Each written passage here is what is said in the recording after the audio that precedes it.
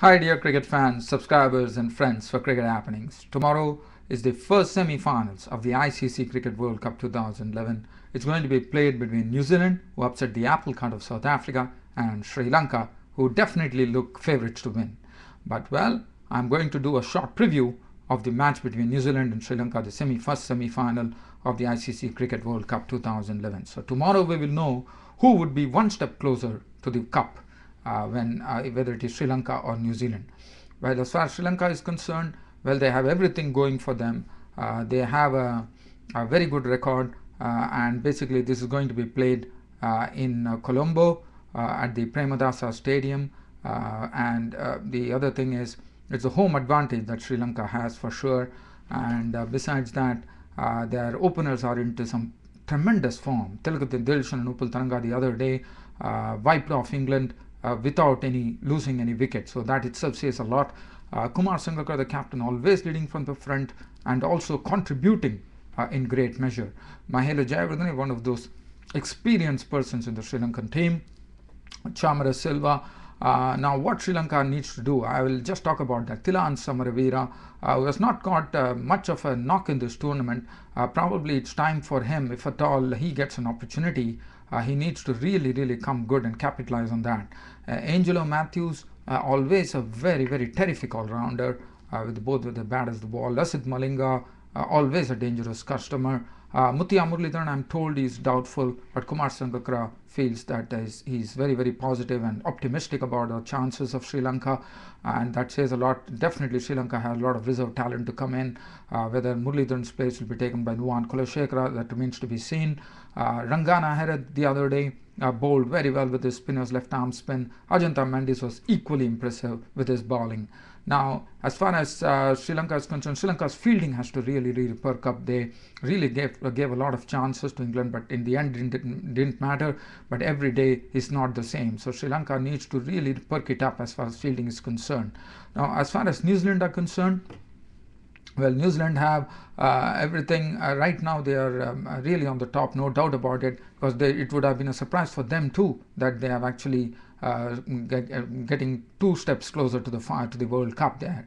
And Brendan McCullum, as you know, New Zealand have made it to a lot of finals. They have never won a major championship. So New Zealand will definitely be raring to go, and under the guidance of John Wright, successful, who led who actually took over the reins of the Indian team, I'm sure they will be a much better, not much better, a very really firing unit in the semi-final, as aggression is the one with New Zealand are going to come and blunt the Sri Lankan attack. Now, the batting is the one which is the real key for New Zealand. They have to really click there. What New Zealand really need to do against Sri Lanka, because definitely Sri Lanka are the favourites, there is no doubt about it, but New Zealand, what they can do to actually upset another apple cart of Sri Lanka, another apple cart in this particular semi-final. Well, Brendan McCullum and Martin Guptill has to give them a very good start, probably a roaring start, and really put up a very good opening foundation, which they are definitely capable of, no doubt about it. Jesse Ryder looked into some very good form, and he's also playing with a lot of responsibility, so that augurs well for New Zealand. Now, Ross Taylor has to play that innings that he played against Pakistan, where they actually racked up 300 score and won the match comfortably, and Ross Taylor was the one who hit a century. So that is one knock that New Zealand would like Ross Taylor to play. And Scott Styris, always a very good utility player in the middle order, and also with his bowling, his fielding. Kane Williamson was very impressive the other day, so he needs to carry it on. Nathan McCullum, he contributes on all the departments of the game. Whether it be batting, he comes in and hits some big shots, and his bowling is always an asset. In fact, Daniel Vittori will have the flexibility of using him first up, and also his fielding is a real bonus. He really swoops onto the ball in a real flash. Jacob Oram, well, he was the man of the match, as you remember. He was the main architect of that victory over England. His experience came in very handy. He can tonk the ball real yards when the time comes, and his bowling, we saw what he could do with the ball, and on the slow pitches in Sri Lanka he would be quite a handful. And over and above that, his fielding, which was a real revelation when one saw him against England by taking those goalkeeper-like diving catches. Daniel Vettori, the captain, will be leading from the front for sure. Now he is another one who will contribute 100%. Team Saudi already Alan Donald, the former South African pace bowler, was already said that Team Saudi could be the best swing bowler in the world. So that is a high tribute to him, and that will keep him going.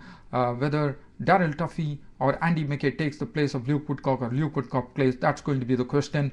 But all in all, I think New Zealand has to, and New Zealand's fielding is very good. So New Zealand, compared to Sri Lanka, have very good fielders. They showed it against England. The ground fielding, their air fielding, everything was superb. So they need to keep that on. And the bowling is probably the weak link for New Zealand. Jacob Oram is there, but the pace bowlers, they don't have much firepower as far as the pace bowling is concerned. Tim Southee is a swing bowler. They don't have any genuine quickies there. So that would really pose a problem for New Zealand, according to me, against Sri Lanka.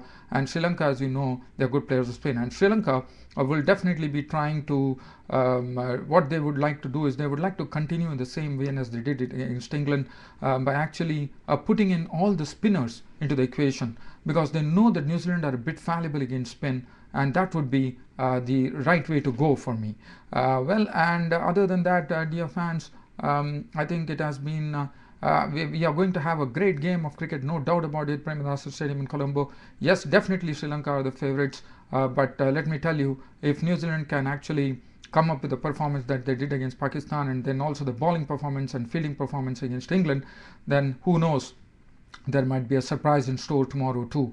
And New Zealand, as you know, they've never won a maiden championship, more hungry. Sri Lanka definitely would like to come into the final. It will be an Asian team coming into the final, so that would be a great pride for them, which Kumar Sangakkara has already mentioned.